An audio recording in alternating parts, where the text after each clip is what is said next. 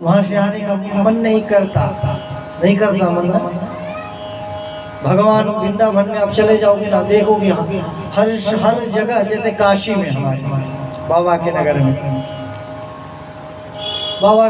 नमो पार्वती पतये हर हर महादेव, ऐसा आपको बराबर सुनाई देगा।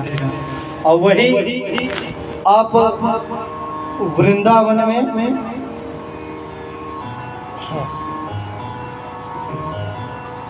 वही वृंदावन में आप चले जाएंगे तो वहाँ जय जय श्री राधे, जय श्री कृष्णा। अगर कोई आपको यहाँ पे लोग हमारे यहाँ पे क्या करते हैं, प्रणाम, ऐसा नहीं करना चाहिए। प्रणाम का पैर छुअता है, मतलब क्या संस्कार, पैर छूने का मतलब जानते हैं, पाप पंक्यापकृत्य दशकृत्यो अकंकृता पंचपालो कृतो गुरदा ज्येष्ठमृत्या समाग्रतम। पैर का मतलब होता है पंजा, जो पैर की पंजा होती है उसको पैर कहते हैं। लेकिन आज का लोग क्या करते हैं जानते हैं, ठेंगने पहले प्रणाम, अब पाँव लगी नहीं कहेंगे, प्रणाम कहेंगे इस तरह। मतलब आप तो आज का लोग क्या करेंगे, भाई मजबूर है, बूढ़ पुरानिया आदमी कह के भैया खुश रहा, आपका कल्याण हो, मंगल हो, खावा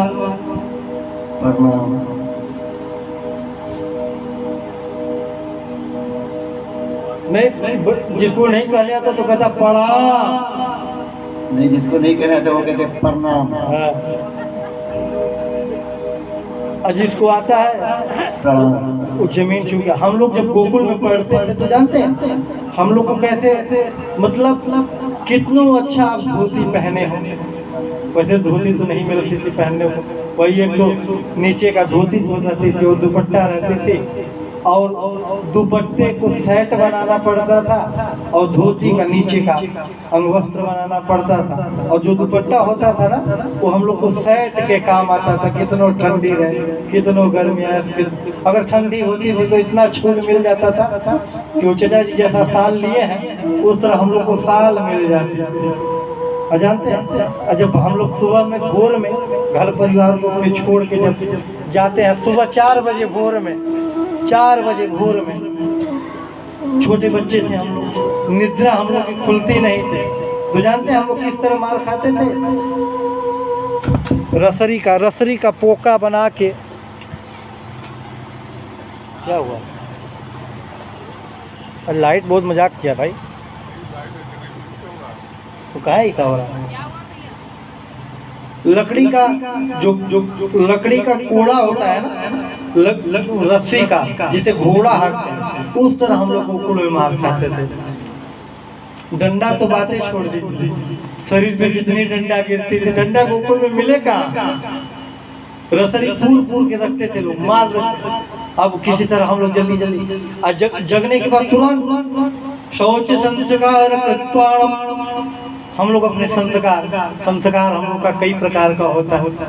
सुबह शौच किए, ब्रश मंजन करने के बाद हम लोग संध्या प्रकरणम प्रवस्तस्य दीर्घम, संध्या किए, संध्या करने के बाद पहले अपनी ब्राह्मण मन शुद्धि, तन शुद्धि, दित्य शुद्धि, शिखा ग्रंथि, इतना करने के बाद तब संध्या हम लोग करते थे। संध्या करने के बाद ब्रह्म गायत्री मंत्र का जप करते थे। तब कहीं जाके थोड़ी सी 2-4 भी इतने जनता में कहाँ रखने वाले, 2-2, 4-4 दाना थोड़ी सी चना मिलते थे, चना हम लोग खाते थे। और खाने के बाद चलो पढ़ाई हरी ओम हम लोग का चलता रहता। कहीं 12-1 बजता था तो जैसे आज तो बच्चों का इंटर घर से टिफिन लेके जा रहा है, घर पे खा लिए 4 रोटी, उसके बाद टिफिन भी पैक हो गया, पैक करके लेके गए, इंटरवल होता था। तो जिस समय इन लोग का इंटरवल होता है उस समय हम लोग को भोजन मिलता है। और फिर भोजन के बाद क्लास चलती थी, पढ़ते थे। फिर शाम को 3, साढ़े 3, 4 बजे तक फिर वही क्रिया, नहाना धोना, फिर वही जो दिन पहने उसको नहीं पहनना। फिर उसके बाद तुरंत संध्या करना, संध्या करने के बाद फिर आरती कहीं 11 बजे रात को खाना मिलती थी। और खाना कैसे मिलती थी जानते हैं? प्रतिदिन अन्नपूर्णा स्तोत्र को पढ़ाकर,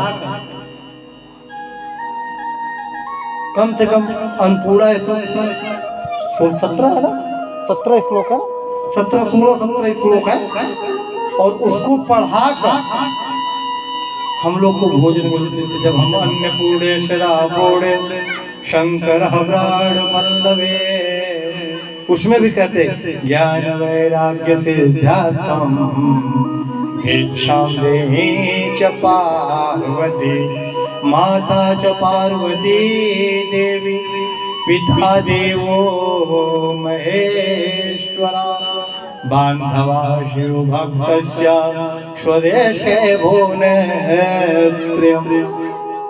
मतलब 16 मतलब पढ़ने के बाद, अन्नपूर्णा स्तोत्र पढ़ने के बाद कम से कम, और रोटी क्या होते थे जानते हैं? सूख जाती थी। जब सूख जाती थी तो गोकुल का जो रिश्तेदार सब्जी होता था उसमें भिगा के हम लोग और थोड़ा खा के, और भी लिमिटेड भर मिलता था, गिन के मिलता था, 4 से 5 मिल जाए तो हो जाए। तो ऐसा जीवन हम लोग जिए हैं। आज के बच्चे जिएंगे? नहीं जिए। नहीं होगा तो घर वाले तो पैसा लेके जाएंगे, इंटरवल हुआ तो कहीं ना कहीं होटल पर चाहे रेस्टोरेंट में जाके चाउमीन बर्गर पिज्जा खा के चले आएंगे। लेकिन हम लोग को कुछ नहीं प्राप्त हुआ। तो क्या कि सत्य तपसी तपस ज्ञानस्य, जितने आप तपस्या के, जितने आप तपस्या करेंगे, जितने आप तपस्या करेंगे, ऐसा नहीं कि तपस्या में आप खाए हैं, नहीं ऐसा भी नहीं है, लेकिन सब काम करते हुए, सब काम करते हुए मनुष्योच्छा विरक्षज्ञ वागत्वा तनवंग को, तन शुद्धि, मन शुद्धि, आत्मा शुद्धि करने के बाद अगर 1 घंटा आप भगवान के प्रति साधना करते हैं तो दिन की जितनी, जिस दिन में जितने आप पाप करते हैं वो आपका 1 घंटे का पुण्य आपका सारी पापों को हर लेता है।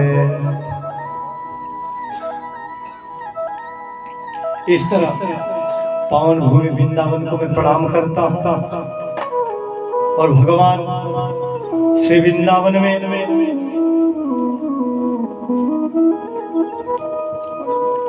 ब्रजभूमि में जहाँ कलिकाल में भक्ति इस प्रकार से आदर किया जाता है, नाच रहती है। भक्ति मैया ने पूछा, बाबा एक बात बताओ कि कलयुग यदि इतना दुष्ट है तो परीक्षित ने इसको दंड क्यों नहीं दिया? आप जानते हैं कि कलयुग कैसे आया? परीक्षित ने इसको दंड क्यों दिया?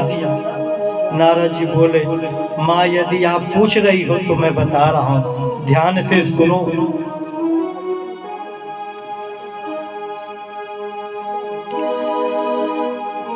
जिस दिन गोविंद अपनी लीला संपन्न करके परम धाम गए, उसी दिन कलयुग ने अपना पैर इस मृत्यु लोक में जमाना प्रारंभ कर दिया। और महाराज परीक्षित जब इसे मारने के लिए उद्यत हुए तो दिनहीन होकर यह कलयुग उनके शरण में चला आया।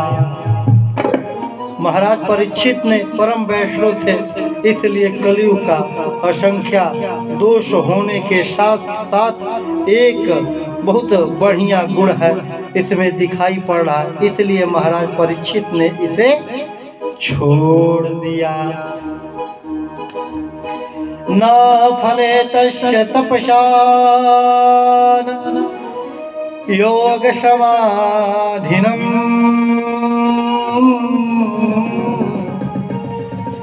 तस्य फले लभते सकल्यो।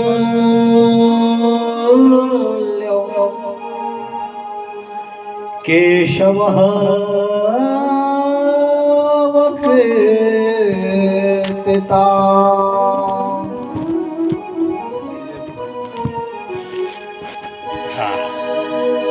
प्रेम से बोली श्री राघवेंद्र सरकार की।